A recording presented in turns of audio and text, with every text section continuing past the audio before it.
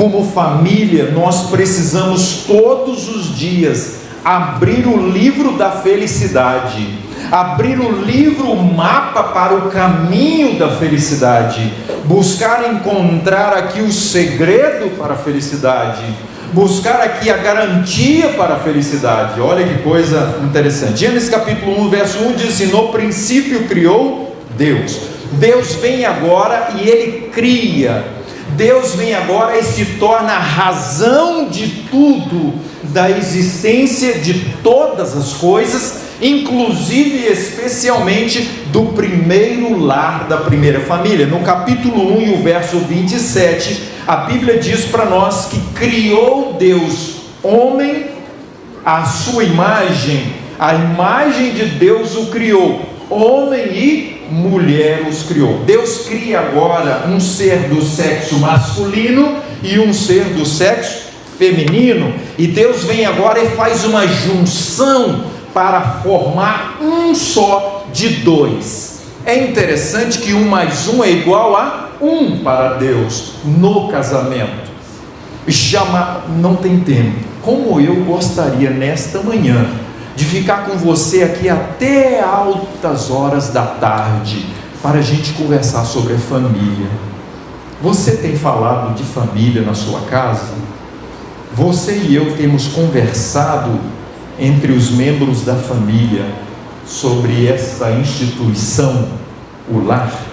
Eu queria colocar 7 pontinhos aqui rapidamente na introdução para nós. Deus vem e cria homem e mulher, e Deus estabelece a família. No capítulo 3 agora, o inimigo vem para destruir o que Deus criou, a família. Nesta manhã eu vou falar de muitas coisas tristes aqui, e eu gostaria de convidar os filhos, os jovens, os adolescentes, os pais, que atentássemos para a realidade que nós vivemos hoje, ou vivenciamos hoje em muitas famílias. Talvez a sua não, graças a Deus por isso, e louvado seja Deus. Mas primeiro ponto, Deus criou e o inimigo veio para fazer o quê? Para destruir. No capítulo 3 e o verso 1, a serpente. Segundo, no capítulo 1 e o verso 28, Deus abençoou e o inimigo vem para fazer o quê? Amaldiçoar aquela família, a instituição. Deus, 1 João 4,8 diz: aquele que não ama não conhece a Deus, porque Deus é o quê? Se foi Deus que criou o lar, que ser é este que criou o lar? Um Deus de amor. O inimigo vem agora e nós encontramos em Apocalipse que diz: ai da família, ai da terra, porque o diabo desceu com o quê? Com o ódio. Vocês estão conseguindo entender a correlação aqui? Deus faz, o inimigo busca o quê? Desfazer. Deus cria, o inimigo busca destruir. Deus vem e cuida e protege todos os dias. Deus vinha ao jardim do Éden para cuidar, para amar e para proteger. Naquele dia o inimigo veio para fazer o quê? O inimigo veio para desmoronar. O inimigo veio agora para atrapalhar o que Deus havia feito. Deus forma um lar com valores, com princípios, e o inimigo vem agora e faz o quê? E ele busca fazer a inversão de valores. Mais um. Deus, ele é luz. A Bíblia diz isso. Jesus diz: eu sou a luz do mundo. Então, quando Deus vem ao lar, o que ele faz no lar? Ele ilumina o lar. O inimigo vem agora e traz o que? As trevas. Quais são as trevas que o inimigo traz? Ele traz o pecado para o lar. Ele traz o dissabor para o lar. Deus quer levar a família para o céu, como ele levou Enoque. O inimigo quer levar a família para o inferno, como ele buscou e levou uma parte da família de Ló. Queridos, vamos rapidamente ver aqui sobre a família, um pouquinho sobre a família, esse círculo sagrado, esse círculo que ele não pode ser violado, o círculo familiar. Queria dar um conselho para os maridos: cuidado com quem você fala sobre a sua família. Irmãs, cuidado com quem você comenta como que é o estilo de vida na sua família. Filhos, cuidado com quem você fala sobre a forma como as coisas elas correm na sua casa, no seu lar. Pai e marido, mãe e esposa, filhos, frutos desta relação. O marido, ele é o cabeça do lar, ele não é o manda-chuva do lar, ele é o cabeça, ele é aquele que é o responsável pelo lar. Olha aí a diferença, quando olham para as mulheres e dizem que elas são o quê? Submissas ao seu marido. Qual é a mulher que não vai querer ser submissa a um marido que ama, a um marido que protege, a um marido que cuida, a um marido que tem zelo, a um marido que faz isso e isso e isso? Todas as mulheres vão dizer: eu tenho o privilégio e a honra de ser submissa, de ser auxiliadora, de ser a companheira do meu marido. Mãe e esposa, auxiliadora e virtuosa. Os filhos são aqueles que têm o privilégio de honrar os seus pais. Meus amados, eu vou ler aqui alguns textos com vocês sobre esta questão da família do círculo. Em Gênesis capítulo 6, capítulo 7, capítulo 8, fala da família de Noé. Fala que Noé assumiu a responsabilidade da sua casa para a salvação da sua esposa e dos seus filhos. Então, marido, você é responsável por conduzir a sua família nas coisas do Senhor. Olha outra coisa interessante, em Isaías 38, versículo 1, Deus, através de Isaías, chega para Ezequias e diz: põe em ordem a sua casa. As coisas estão bagunçadas na sua casa, põe em ordem. Quem que vai pôr em ordem? O marido, o cabeça. Se o esposo não cumprir a sua responsabilidade, a responsabilidade recai sobre a mãe. Se o marido e esposo, a mãe e esposa não fizerem, é sobre o primogênito que recai esta responsabilidade no lar. Deus disse para Abraão, em Gênesis 18, versículo 9: ordena a tua casa. Eu falei que eu ia conversar um pouquinho sobre as coisas complicadas, não é verdade? Está uma bagunça a sua casa? Como que as coisas estão na sua casa? Vamos lá rapidinho conversar sobre isso? Como é que está o culto familiar? Acontece? Não? Então isso é um problema. Como é que estão os hábitos, o comportamento no seu lar? Está tendo intriga, briga, isso aqui, aquilo outro, desentendimento? Pois é, primeira responsabilidade é do marido, manter a ordem em casa, das coisas no sentido físico, no sentido emocional, no sentido intelectual. Os filhos estão estudando? Não? Então o marido divide com a esposa a responsabilidade de ver como é que estão as coisas. Tá? Vocês percebem o que é pôr em ordem a casa, irmão? Não pode continuar a bagunça que está. Precisa pôr em ordem. Meus queridos, esposa, mãe, rainha, auxiliadora, modeladora do caráter dos seus filhos. Provérbios diz: vem do Senhor a esposa prudente. Como é que está a vida espiritual das irmãs desta igreja? E aí, irmã, está tudo na paz? O marido pode dizer: pastor, minha mulher de Deus, minha mulher gosta de Bíblia, pastor, minha mulher não é de novela, não é de... Aí ela diz: o meu marido não é dessas coisas, desses vícios, dessas coisas, desse mundo que jogos, tal, filmes, essas coisas assim, entendeu? Porque o meu marido é um homem de oração, meu marido tem prazer de ficar ali, ora, ou na palavra, na oração. Vamos lá, mulher prudente. Provérbios 14, verso 1 diz que a mulher sábia edifica a sua casa. Aí vem a irmã e vem cá, não estou vendo você estudar a Bíblia, é assim que fala? Não, querido, amor, chuchu, sim? Vem aqui, eu achei um texto tão bonito na Bíblia, estuda comigo um pouquinho. Ah não, agora eu quero não. Aí depois, em outro dia, ela vai com um jeitinho. Amor, olha que coisa interessante essa história da Bíblia. Seja especial, irmã, seja habilidosa. Se o seu marido não está voltado para as coisas espirituais, que você possa agir. Se a sua esposa não está voltada para as coisas espirituais, que você possa agir. Agora sobre os filhos. Aliás, antes sobre a mãe. A mãe é a rainha do lar. Ela tem em seu poder o modelar o caráter dos seus filhos. Por quê? Porque a mãe passa mais tempo com os filhos do que o pai. Então sobre ela recai uma responsabilidade especial de formar o caráter dos seus filhos. A mãe cristã tem sua obra apontada por Deus, a qual não negligenciará. A luz e glória do seu trono repousam sobre a fiel mãe, enquanto ela se esforça por educar os seus filhos. Eu sei que tem mulheres e irmãs que elas têm uma habilidade até maior do que homens para conduzir lá fora muita coisa. Mas a primeira obra da mulher é em casa com seus filhos.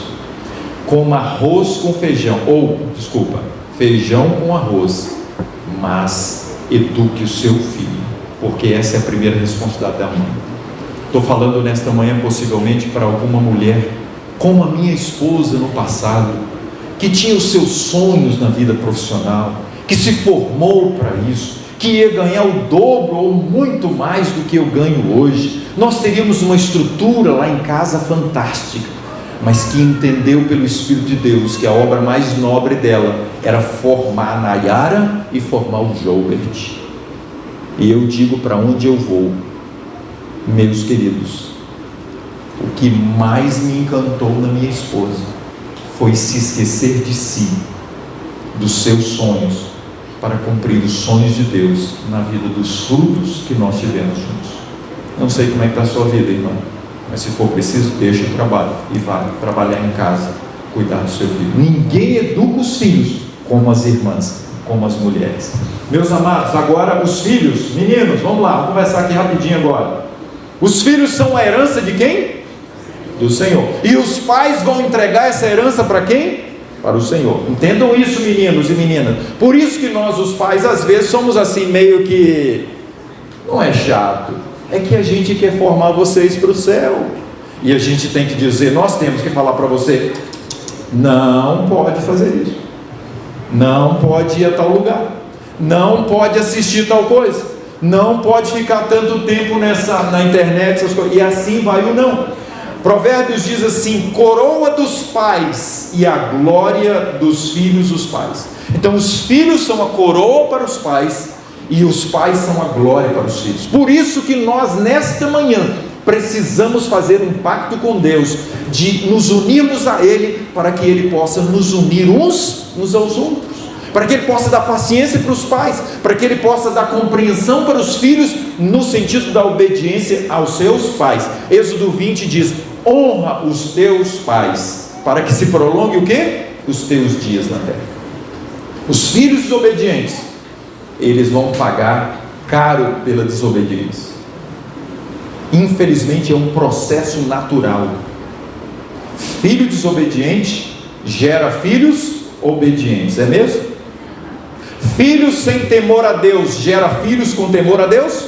Não. E aí vai a geração, e aí vai formando cada vez mais uma geração perversa, idólatra, rebelde, desobediente e delinquente. Infelizmente esse é um processo muito triste na realidade. Meus amados, eu queria agora rapidamente falar com vocês o que foi que aconteceu com a família de Adão.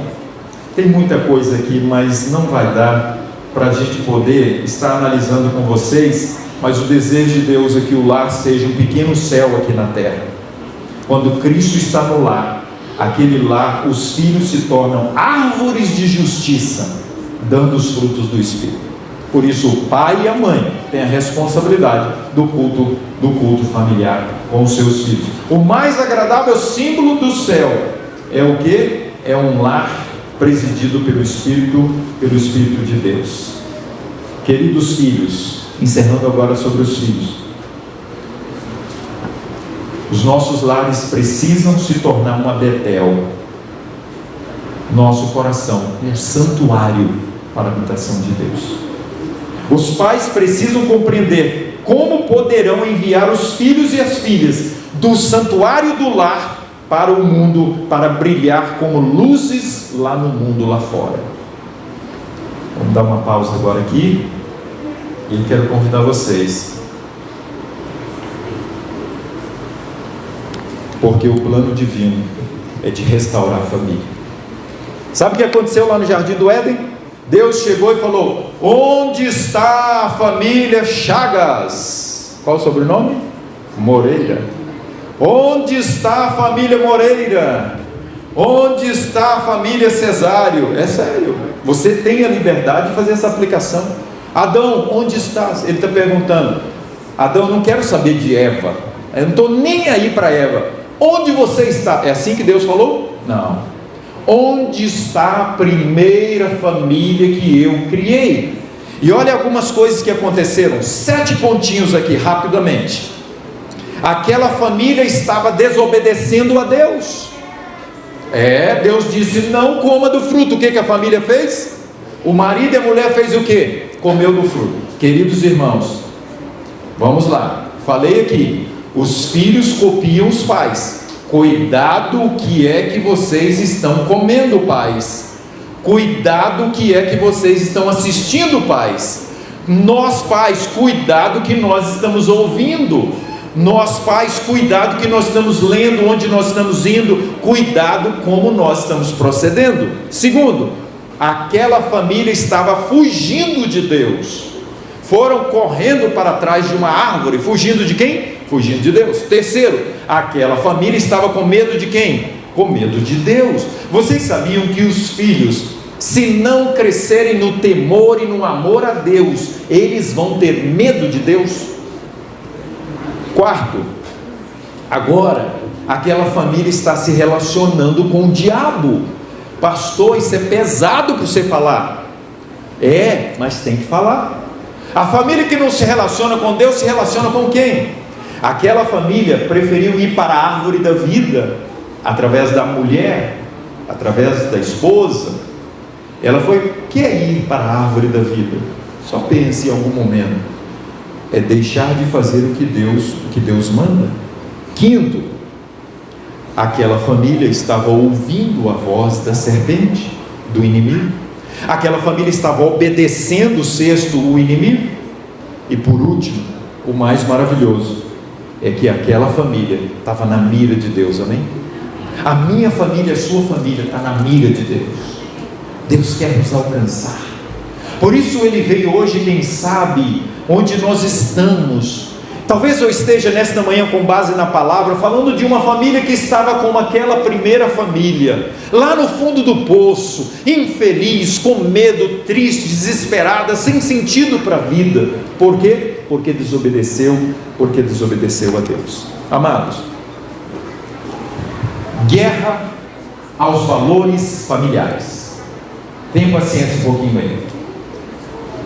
Talvez eu vou falar agora com base em informações, com base em pesquisas, com base na realidade mesmo da sociedade e da família, de algumas questões muito tristes.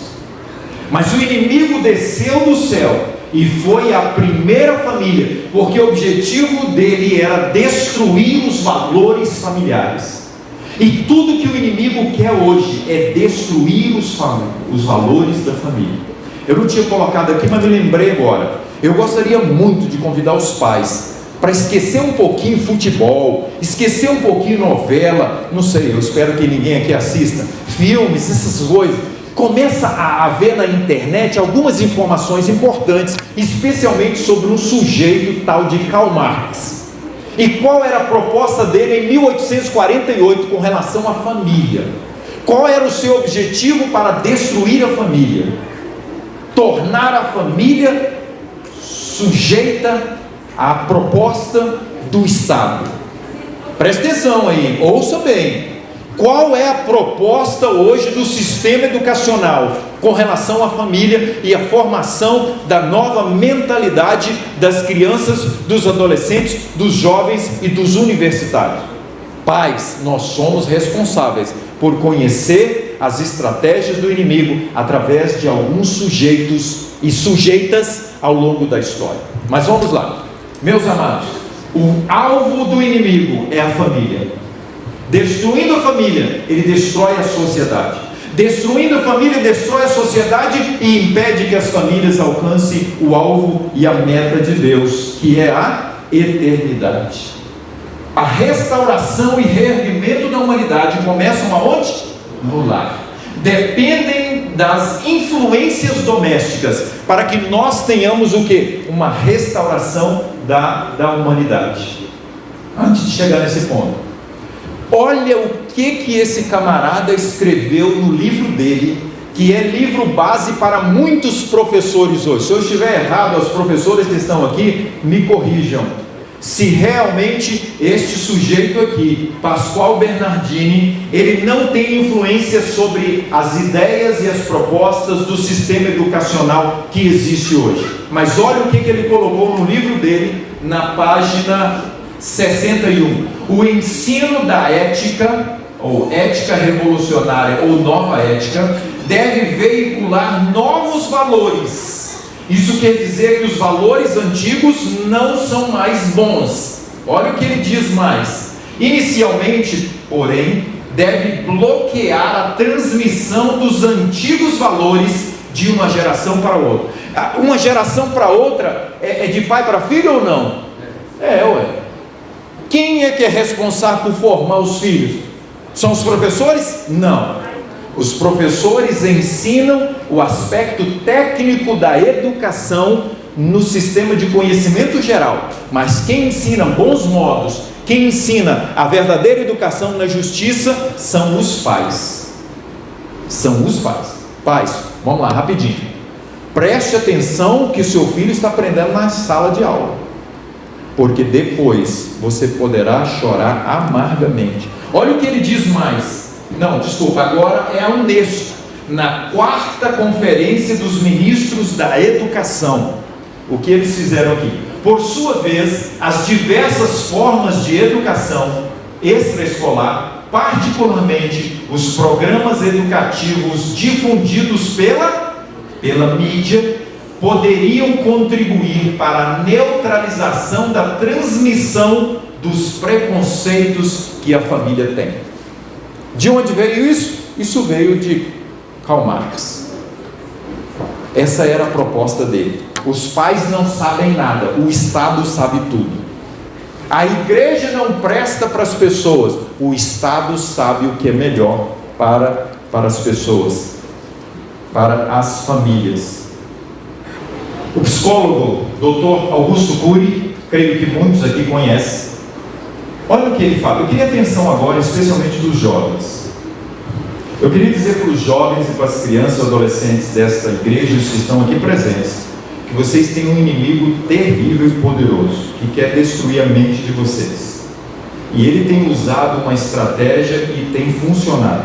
Ouçam bem, jovens. Se nessa manhã eu falo para um jovem que não está nem aí para o que eu estou falando, eu vou sair daqui com a minha consciência tranquila, com os pais e com os filhos.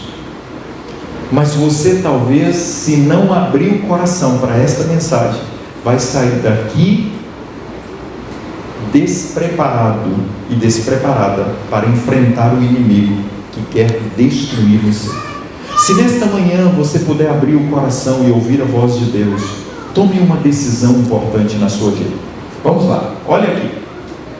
Para a criança, o tempo diante da tela. Pastor, por que você fala tanto disso? Porque é o mal do século, mas é a bênção do século também. Ele é o mal para aquilo que não é bom, e ele é uma bênção para aquilo que é bom. Lembram nessa pandemia quanto nós pregamos, quantos estudos bíblicos, quanta coisa boa foi feita através da mídia, através da tecnologia, do celular, da televisão, Novo Tempo. Mas quanta coisa ruim aconteceu na vida de pessoas, de famílias, através da tecnologia. Assistiram mais filmes, navegaram mais na internet. Quanta pornografia foi ali pesquisada por adolescentes, por crianças e por jovens, porque ficaram em casa 24 horas. Se nesta manhã eu falo para alguém que talvez tenha dificuldade com a tecnologia, pare e repense para ver se isso é uma bênção na sua vida, porque se não for, o meu conselho vai ser: arranca o teu olho, entendeu?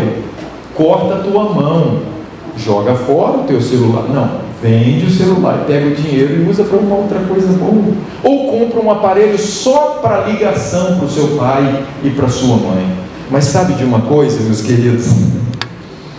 Eu estava lá em casa e estava pensando assim: deu ou não deu falar isso? Aí você sabe, né? Deu ou não deu? Deu ou não deu? Se não tiver internet no céu, você vai para lá? Você quer ir para o céu se lá não tiver internet? Queridos, no dia em que deu um pane aí, numa tarde, você precisa de saber quantas pessoas ficaram angustiadas. A abstinência pela tecnologia.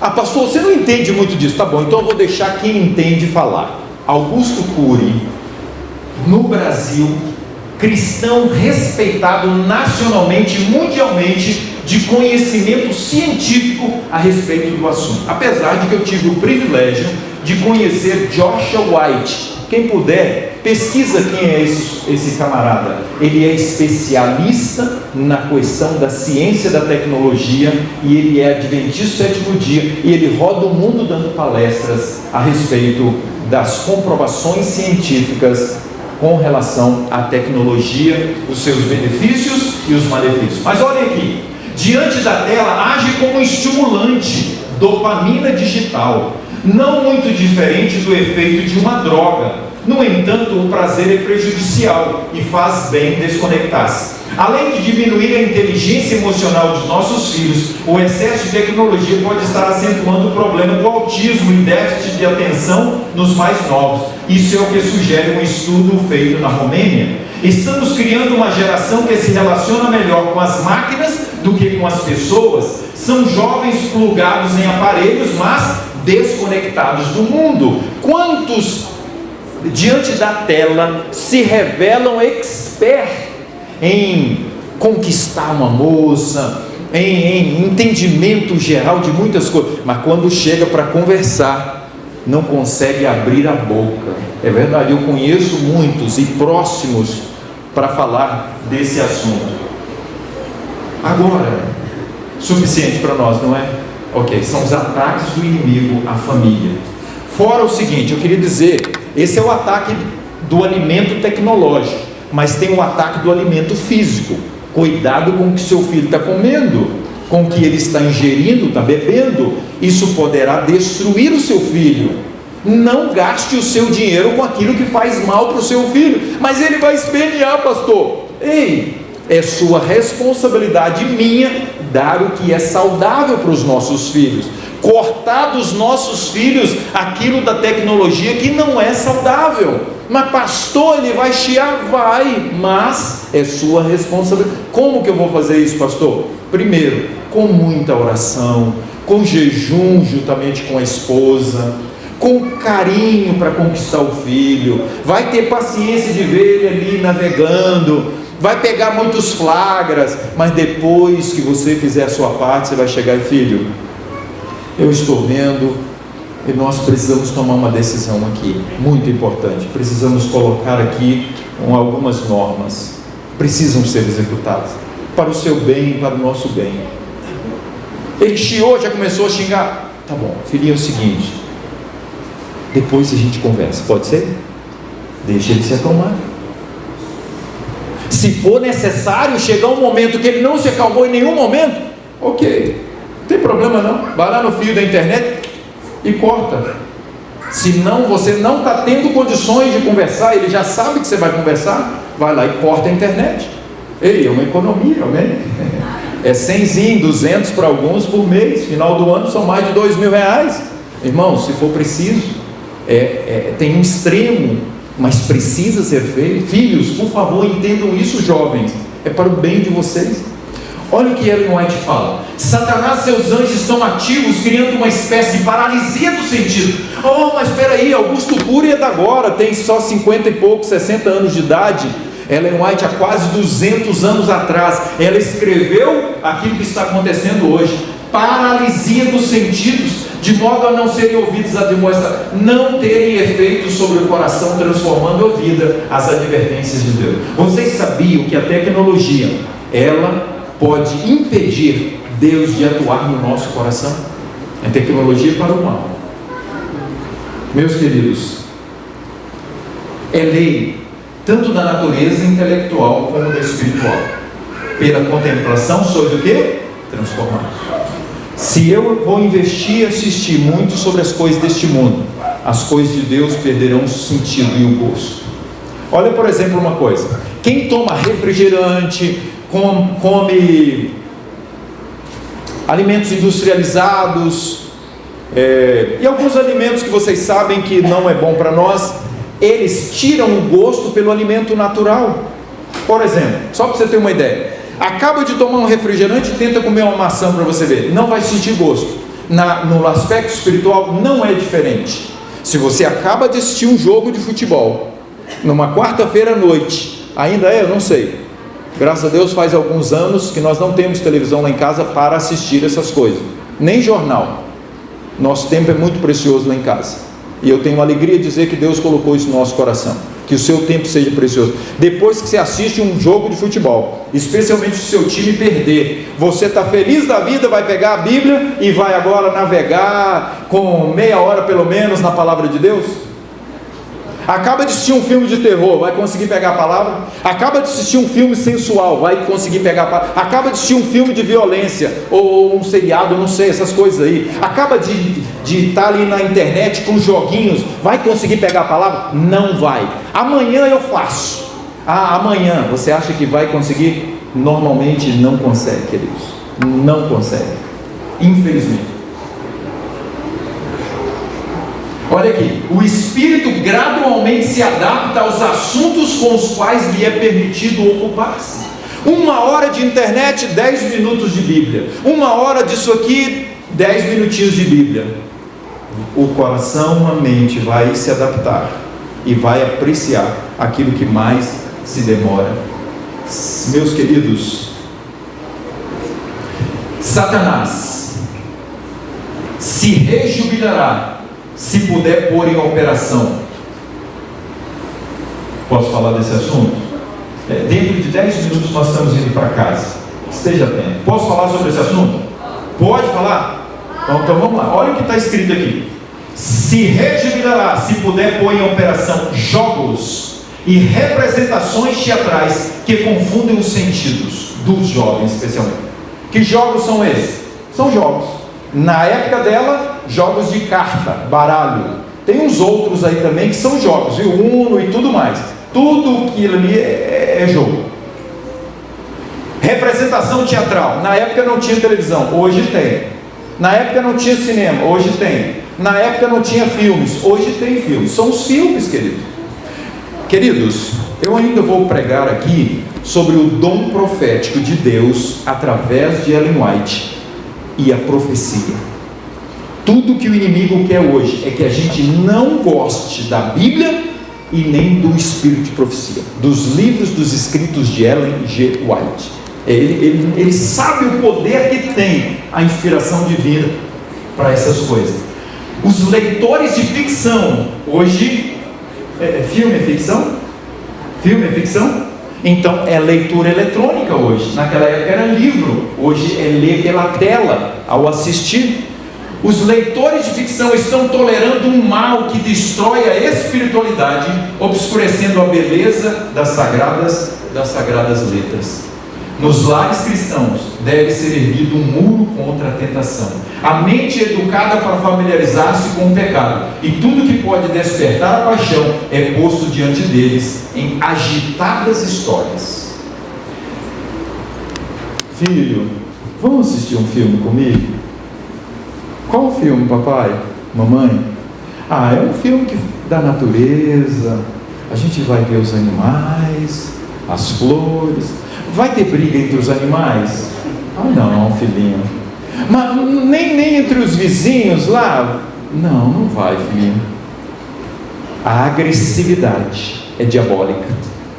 A ira é do dragão. E quanto mais eu me detenho diante daquilo que é mal, daquilo que é agressivo, eu também me torno. Olha, por exemplo, um homem que fica assistindo filme sensual, não vai demorar muito, ele vai desejar ter uma outra mulher. Olha o rapaz e a moça que namora, e eles assistem esses programinhas sensuais na tela ali, como é que é? Esses videozinhos aí que mostram aquelas mulheres, seus corpos. Eles vão para a cama logo, antes do casamento. Gente, isso é lógico. Eu não preciso ser um expert em falar disso.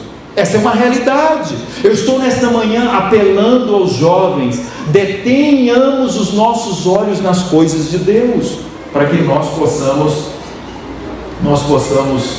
estar protegidos por Deus. Eu sei que são muitas coisas aqui, meus queridos, mas a regra áurea é: tudo o que é puro, tudo o que é de boa fama.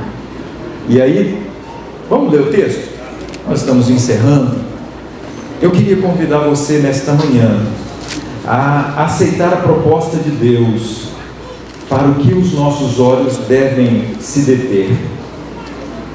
Porque o inimigo, ele quer destruir a família, e muitos meios ele usa. 4:8 diz: tudo que é verdadeiro. Ficção é verdadeira? Tudo que é respeitável. Algumas coisas aí impuras. Tudo que é justo, tudo que é puro, tudo que é amável, tudo que é de boa fama. Se alguma virtude há e se algum louvor existe, seja isso que ocupe o vosso pensamento. Meus queridos e amados, nesta manhã, Provérbios 4:23, guarda o teu coração. Nós vivemos tempos difíceis, irmão. Esta é a realidade de muitas famílias e muitos filhos. Leiam depois 2 Timóteo 3, verso 1.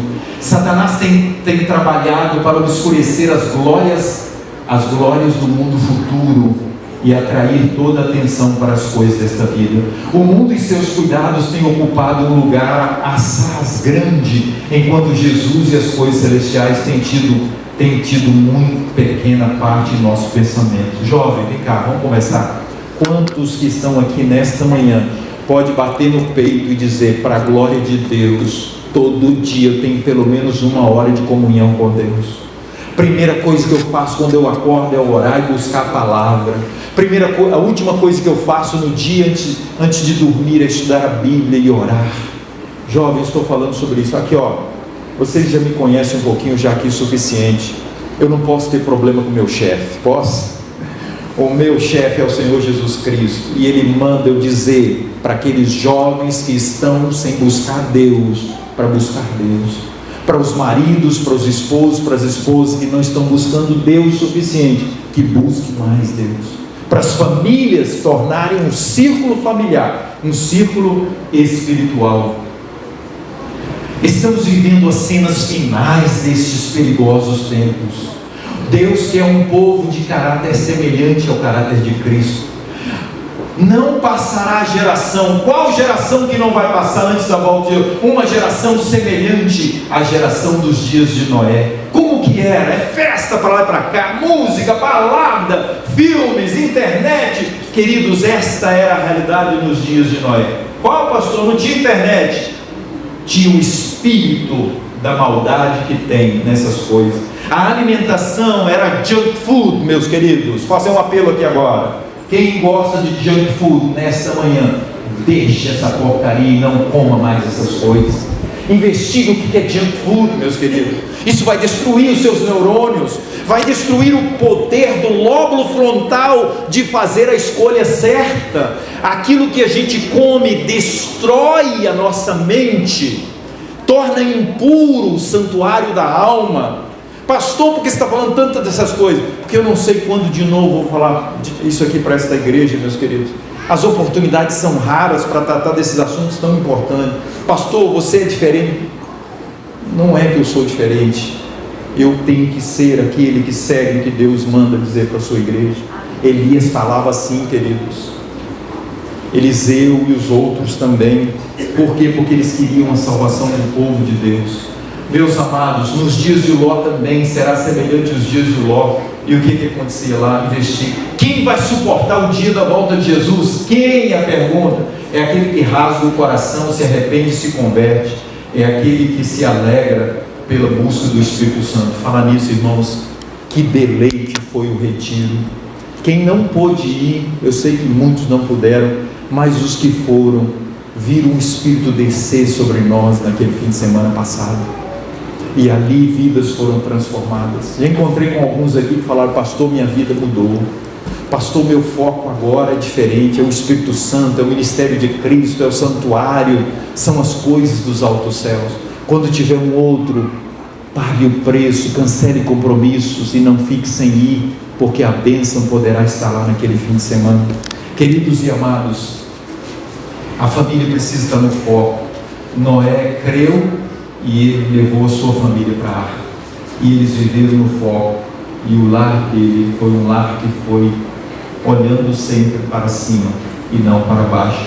Josué diz: eu e minha casa serviremos ao Senhor. Eu encerro aqui dizendo: Elias virá, amém? Malaquias fala do espírito de Elias.